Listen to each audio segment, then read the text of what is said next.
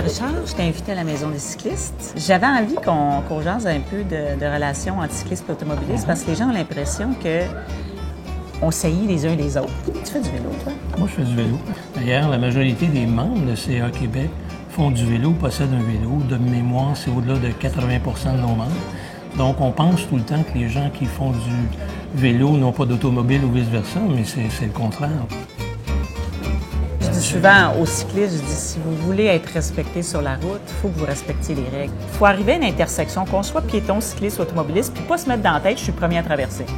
À partir de ce moment-là, tu arrives à une intersection, puis une auto qui arrive avant toi, moi je suis à vélo, je dis de passer, oui, il me dit de passer. Je te rejoins totalement, c'est-à-dire que si on pouvait faire preuve d'un peu plus de civisme, de patience, de respect les uns envers les autres, ce genre de petits clins d'œil-là, d'un côté ou de l'autre, ça va améliorer grandement, je dirais, la relation. Là.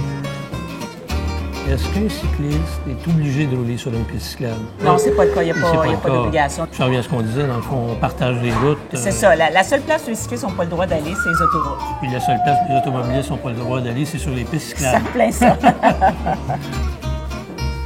Quand la SAC a sorti son bilan, on a réalisé que l'année 2014, c'est la meilleure année en termes de bilan cycliste, donc en termes de mortalité, de blessés graves, de blessés légers. Comme il n'y a plus de cyclistes sur les routes, et la plupart de ces gens-là, comme on le mentionnait tout à l'heure, ce sont des gens qui possèdent des voitures, je pense que la relation est de plus en plus, je dirais, respectueuse.